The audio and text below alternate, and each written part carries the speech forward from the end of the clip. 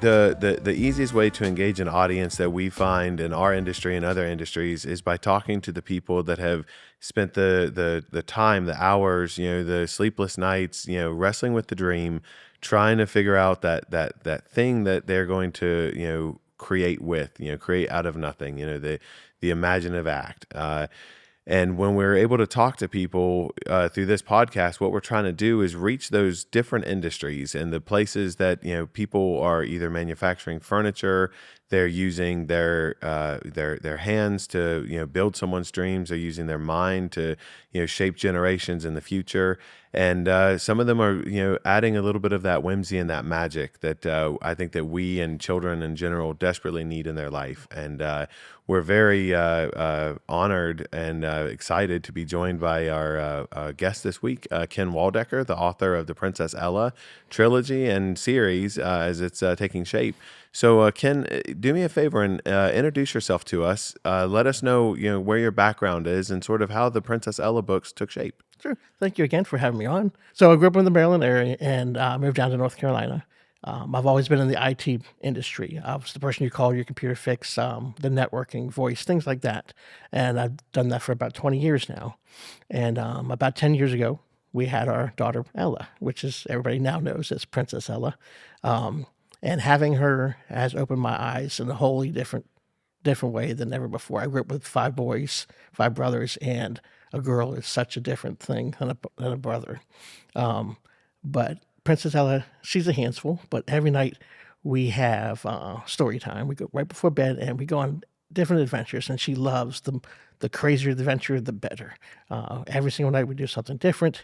We often get in trouble with the wife for causing too much of a ruckus while we're telling the stories, and usually have to say, hey, it's time for bed. You're not supposed to be doing this stuff. But the more stories are told, the more she liked them. And they got bigger and bigger, and she started to request new ones, and then we request the same ones over and over again. And once we started telling about them, she just loved having them. She would recreate them with her friends. She just have so much fun. And my wife Jennifer asked us, hey, you should really write that down. And I thought, I'm a tech guy. There's no way I'm ever going to do anything with books. Then Right. a couple of years ago, I decided, well, let's see what's involved. And everything since then has been great, from TV appearances to signings, getting to read to Ella's whole school, libraries. It's just been an amazing experience. That is awesome. I'm sure the career day for Ella is like, this is my dad. Which is great now. Which this touched me a lot. We always drop Ella off at school and pick her up. We went to lunch with her the other day, and the lower grade below her, one of the kids there said, you're the author that was here. He said, you inspired me to write my own book. And he ran and picked up a book that he had hand-drawn and read the whole story. And he was like, thank you for coming. And he was just so excited. And I was so excited to see that someone was doing that stuff. Amazing. So it's been great to be part of schools and different events. It's just been great. So do when we talk about the process of writing the Ella books, is this something that you're thinking of storylines and plots when you're working your normal job during the day and you're thinking, what am I going to try out tonight? Like, walk through like sort of how these adventures take shape.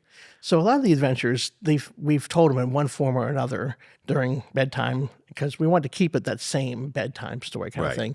But I could be in the middle of typing an email and going, oh, wait, this is how the squirrel can go over here. And it does start to invade your normal business. So I kind of have to pause what I'm doing. Okay, let's write this down and get that so I know a little bit later. But yeah, it does start to creep into what you're doing every single day. That is awesome. And I'm sure Ella is providing a day-to-day, like just endless source of inspiration. She is. The new book that's coming out, that's at the Illustrator now, is Princess Ella and Trouble at the Royal Bake Off. Okay. So she has been a fan of a TV show, Children's Baking Championship on the Food Network. Okay. And so it's the stories are starting to seep in to the Princess Ella story. So everything she does, it kind of pops an idea into my head. And even the next couple books, her working with theater and things like that, have popped different ideas into my head. That is awesome. And how does Ella feel about the publicity and the, like, does she realize that like she's really, kind of being a celebrity is being created around her?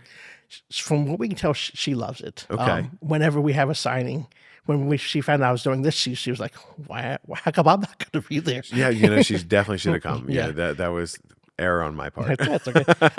But yeah, every signing, everything she loves doing, she signs. She doesn't sign Ella Waldeck. She signs Princess Ella. That's Her amazing. little heart around the letters and things like that. And she's fully into it. She'll dress the colors of Princess Ella when we go to things, and she just loves being it. Especially when someone recognizes her. Well, we've been recognized from the TV show at bookstores, and we've been recognized from being at book events. And whenever someone mentions it, even at the doctor's office, they go, "Hey, that's Princess Ella," That's and amazing. and she just lights up. It's That been is great. awesome. That has got to be the best feeling. So the creative side isn't really it doesn't seem like that's ever a bucket that doesn't have enough in it for you. What about the marketing side? Talk to me about, you have this idea, your wife encourages you and says, write these down. Like someone's going to benefit from these. So, people want to hear these stories. So what's that next step look like? That feels like just deep water.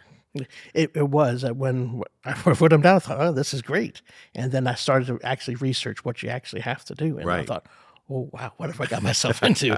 And so marketing, we slowly started to build a presence, so Instagram, YouTube, Facebook, and things like that. And what I started to do was to get small groups together of moms of the school and say, "Hey, this is what we're thinking of doing. Can you take a look at? Does this sound like something people would like?" And almost small, not real focus groups, but focus groups of people we knew to look at to make sure, hey, this is a good story. You're not Right. just full of yourself. Yeah. And so we slowly built that way. And once the first book came out, and it's right after that, it's been real fun doing. It's hard doing the marketing. Yes. Myself, I'm not much of an extrovert. I'm very introverted. So as a Right. salesperson, I'm in the worst industry of all. So I've got to sell myself and the books, and that's kind of the hardest part is trying to get that out because there's a lot of when you're trying to get into a bookstore or libraries or schools to do all these readings.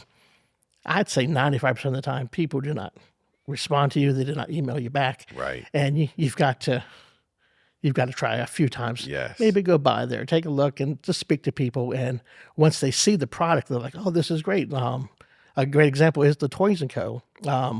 Couldn't get anybody to respond. They're a great store. They got tons of people in there.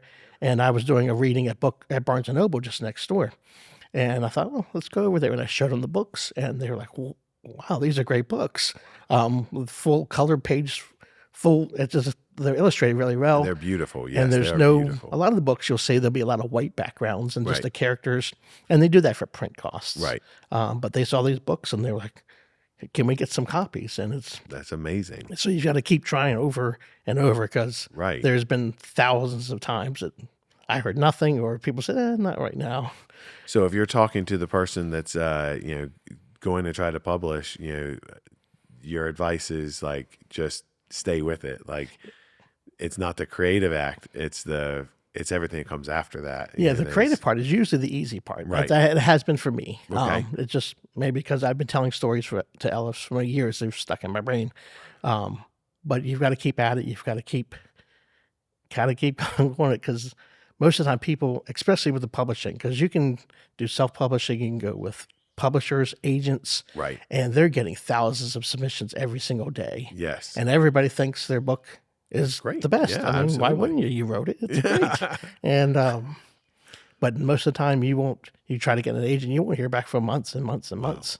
And most of the time, you're going to say no, thank you. This isn't one for you. But you're going to get a lot of no's. But when you do get the yeses and things start working, it's a great feeling. So, as Ella in real life is growing and evolving, are the stories kind of tracking with her, or are we keeping Ella like timeless, or is Ella going to continue to grow in the storybooks as she is in real life? So as you follow through the three books we have right now, the first one was very low word count, kind of just a picture book you're telling your daughter. The second book, that's a little bit more wordy, Okay. more of a story. And so we have been kind of expanding, making the story a little bit deeper. It's still a picture book. This latest one, I'd written out so much, I thought, well, do I change this into a chapter book? But I still envisioned it as a picture book, so we went with it. So it has been aging with her. Well, that's good. The character is still Princess Ella, Right. at a certain age, 7, 8 years old. But it feels like it could switch into something different. That's amazing. And so you have the fourth book that's with the illustrator now. Talk to me about that when you wordsmithed the book yourself, and then you said we need an illustrator. Where do you find a children's book illustrator? There's a couple places, a couple of online sites, Fiverr and Upwork. So Upwork and Fiverr, they showcase a lot of different artists. It could be illustrators, it could be movie makers, it could be accountants, tax people. But on there were thousands and thousands of illustrators. And I spent a couple months looking at all of these. Every day I'd take a look. Oh, take a look at this person and see what books they'd done and see different things. And after a few months, I narrowed it down to about 4 or 5. And once I had those 4 or 5, I spoke with each one of them and said, hey, this is what I'm doing. This is my daughter, Princess Ella. I sent her a picture. This is how she is. Give me a scene. Yeah. And they all gave me something back. And Stephanie's amazing.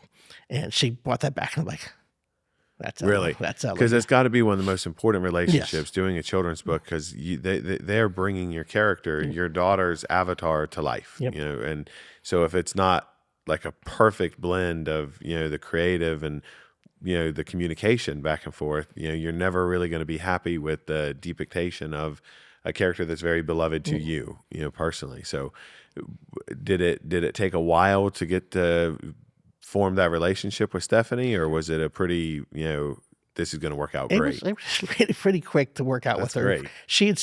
They had all kind of done a scene with her. She sent me Princess Ella in a pose with her sword, and there's an actions thing. And I'm like, that's her. Okay. And so we hired her, and I gave her the first couple of things, and things were just clicking. And the first book, there were very few revisions. It's a little things here, let's hide the score here. It's kind of little changes here and there. And but that first book was more of a blend. And then the second book, a little bit less. She kind of got in my head. Right. She's great. She knows what she goes. Oh, I see what you're writing here. Okay. This is, and she's matched it perfectly. I don't know how she's done it. Nice. But going on to this fourth book, with the illustrations I have for the fourth book, she's just matched it up perfectly. I thought she's right there with me, exactly how I envisioned it. That is amazing. Yeah. So she's been great. She's out of Indiana. Okay. And she's done a lot of other books. It's been neat being an author that people come up that want to do their own books. Right. There's probably been 4 or 5 local people that have come up to me. Hey, how'd you start this? And who'd you use? And they use Stephanie now. Oh, really? And their books. So it's great to see local people that have the same illustrator, things like that. That's got to be, that has got to be exciting. So now you have a book, and it's illustrated, and it's published, and you went through a publisher, didn't you? You didn't self-publish. I ended up self-publishing. You did self-publish, okay. We went through the route of, so a lot of the publishers, they don't accept any requests. There's a few that they'll take the requests, and we submitted some in, never heard anything back, and found the best way actually is to go through an agent. Okay.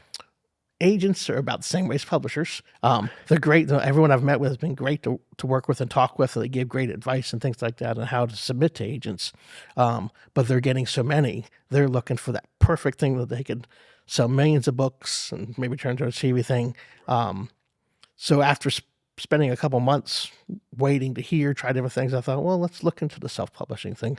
So we made a company called PE Adventures, which is Princess Ella Adventures Publishing. And we went right down that route so learning how to format the books, print the books, where to print the books. We've done everything in the United States. We haven't sent anything over. Okay. We've kept everything in the United States. Keeps the prices high. Right. But still, so I'm not looking to be a millionaire. I'm looking to share Ella's story and tell our stories, because we've had so much fun telling the stories. I just like, every time I see Ella with her eyes wide open, what's going to happen next?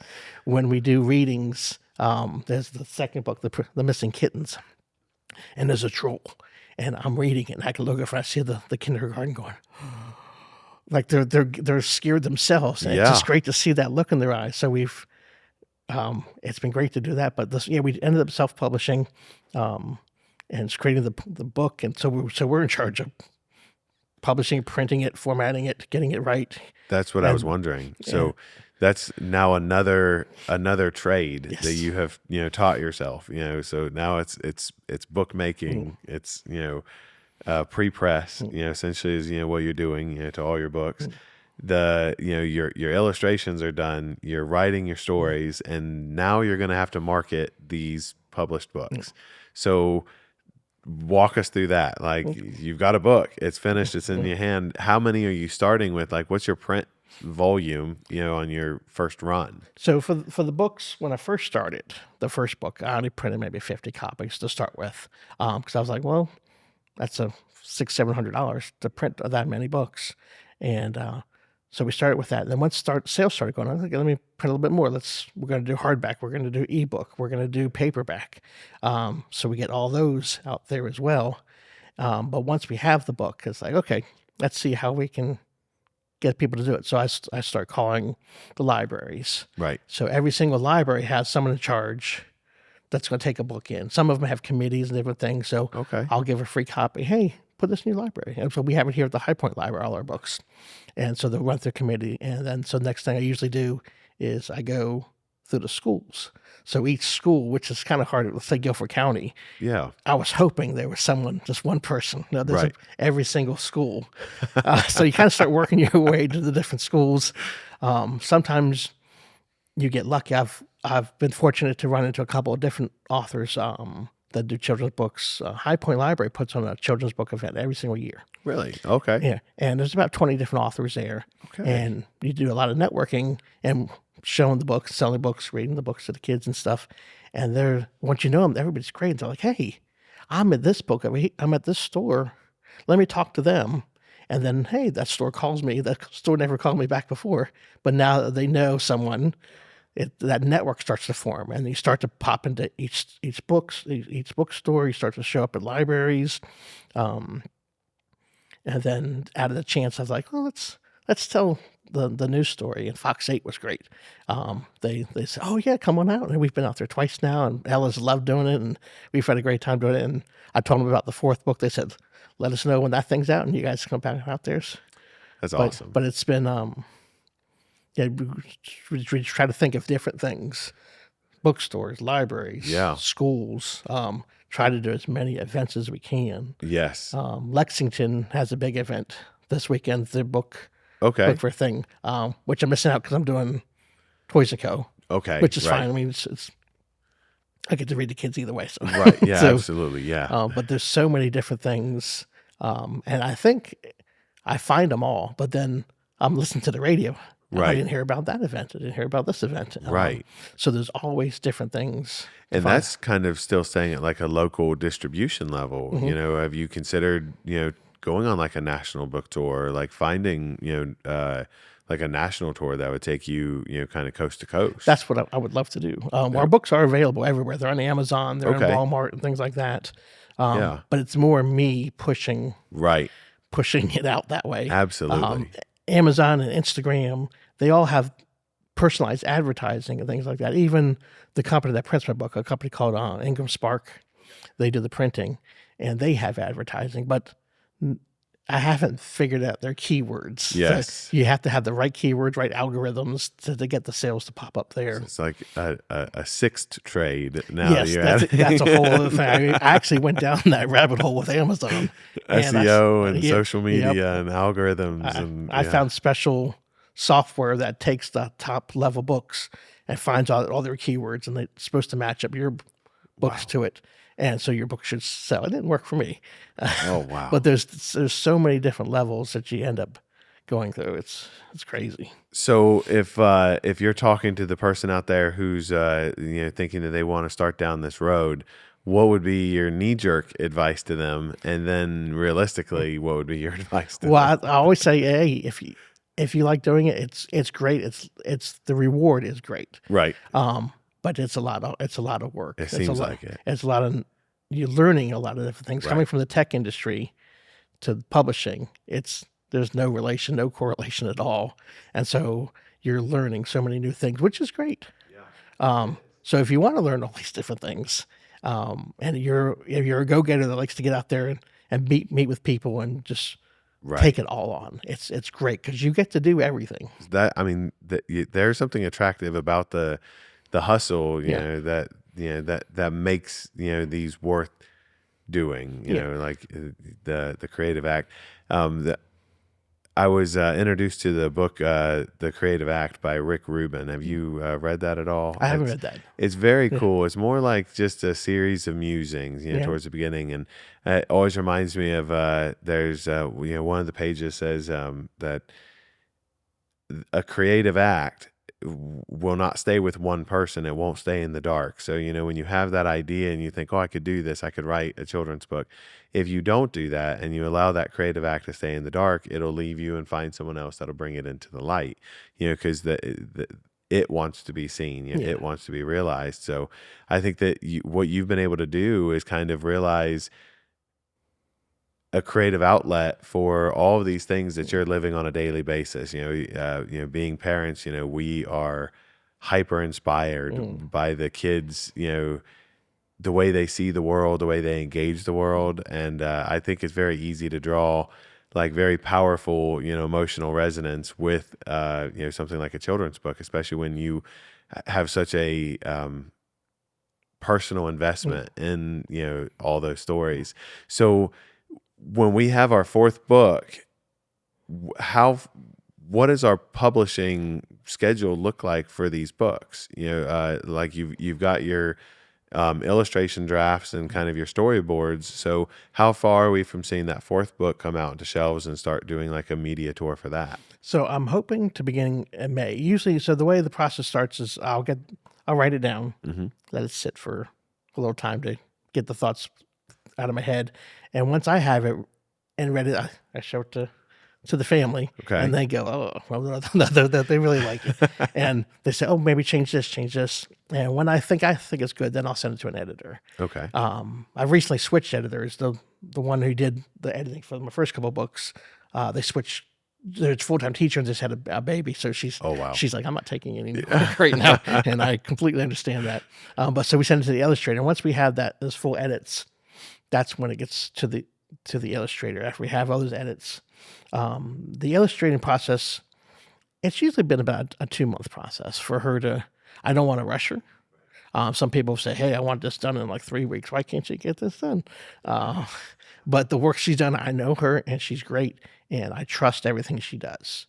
And so I'm like, oh, you need an extra week. You need an extra 2 weeks. That's great. Because we want to put it out right. Right. Yeah, absolutely. And once she has the final files, we'll all edit it. We'll once more time look for spelling mistakes, things like that. Just one more time. Yeah. Because you don't want to print it. But once that's good, I can actually upload it to Ingram Sparks and Amazon.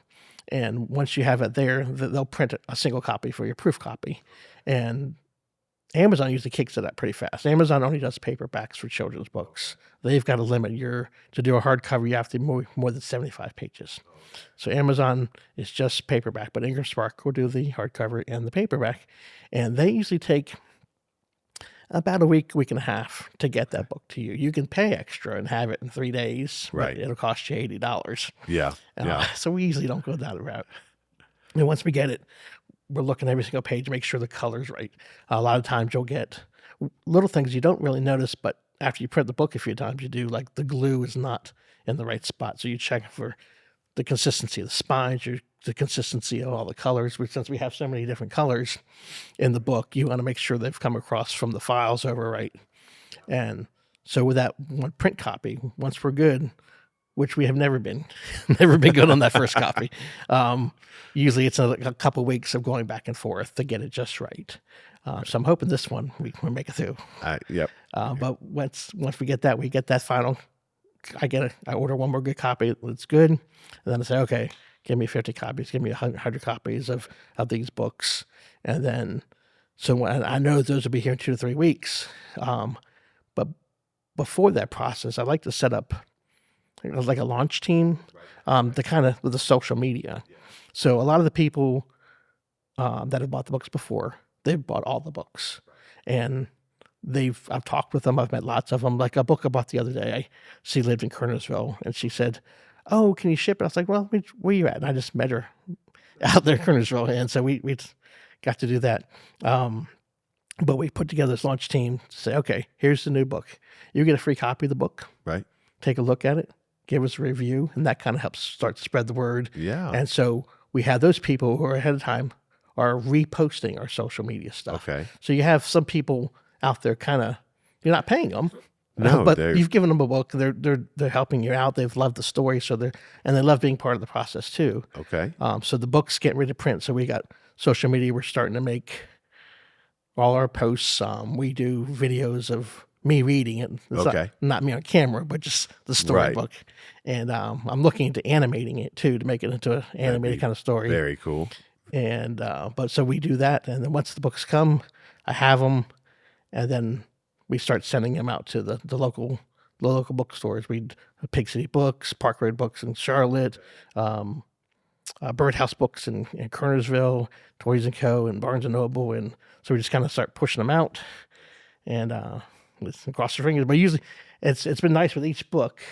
We know there's a certain amount of sales that's going to happen based on the people that have bought it. So it's trying to get that sales past that, and to get that expanded thing, because people love the books, and which is great, and I love that, and I love spreading it around. But it's kind of hard to get out of that bubble. Absolutely, yeah. And that's the next thing we're trying to figure out. So let's get this a little bit bigger, like you were saying, Right. nationwide. It's just getting out of that bubble. I think that's, and hopefully things like this, and we definitely want you back on when you do launch it, because if we can tap into some of our audience, and kind of promote you from where we are, I would love to do that. I think that would be incredible.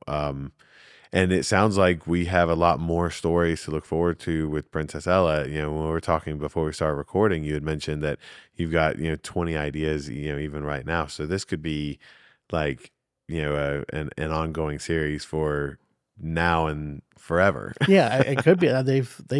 They stand out in my head. Each story does, and I have some of them partially written out where I need to flesh them out. Right. But it's neat. And each time, Ella's not as much every single night wanting the stories. Right. She's gotten older, but every once in a while she'll say, "Hey, Daddy, can we do a Princess Ella story?" And of course, I guess let's go ahead and, do another one. You don't want, and it's just fun doing them. And it is fun to watch them grow and evolve, but it is, it's bittersweet. I think, like we get to see them, kind of grow up, and then the less stories, I've got, two little ones, and I've always been a storyteller, so, when they start asking for less of them, or they start, let's just watch a Disney cartoon instead. That's where she's at now. Let's watch Bluey. We're going to watch this Bluey instead. We'll just watch a movie. So it is a little bittersweet. Ken, I really do want to thank you and your wife Jennifer for coming out today. I can't wait to meet Ella. I'm going to be out there at your book signing this weekend, and I would like to keep you back on the show. As these stories kind of grow and evolve and take shape. Definitely put us on your media stops, and we'll do everything we can to kind of promote the local talent that we have here in the Triad. Where can people find you, and where can people find you on social media, and kind of buy these stories? So we're kind of everywhere on social media, like you have to be these days. Instagram, we're PE Adventures. Same with Facebook and YouTube is all PE Adventures. We have a website, princesseellabooks.com. There we have all our books. We have tons of free coloring pages. We've kind of put the first 2 or 3 books just empty, and you can download them for free, and kids can color them, do whatever they want with their adventures. And so princesseellabooks.com has everything. And of course, we have them locally at Pig City Books in Lexington, Park Road Books in Charlotte. We've got them here in Kernersville at Birdhouse Books, and then Barnes and Noble, Walmart, Amazon. They kind of print on demand, but that's perfect. They have them. So whenever they need a copy, they print them and send them out the next day. Thank you again very much for coming out and talking to us today. And we hope that anybody who was motivated by this story to either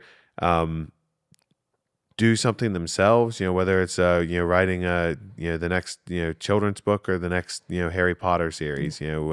Hopefully we can reach those people and motivate them to keep doing it. Yeah. And if I can put it to end with, I've been fortunate to help a lot of the local authors that have done the same thing. So if anybody has any questions about the whole process, my contact information is on the website, just Ken at peadventurespublishing.com. And I'm glad to meet with you, kind of go through things, just kind of help out. That's It's perfect. kind of it's fun just kind of see another person with their idea and run with it. It is, and the collaboration is always so good, in the creative arts, and seeing people come from so many different walks and so many different backgrounds, and they have that one creative act that will always beget the next Yeah, creative act. And when you surround yourself with other like-minded creatives, it is amazing what you start dreaming yeah, and seeing and achieving. yeah. Well, thank you very Well, much. I thank you. appreciate it again, and I think this was good.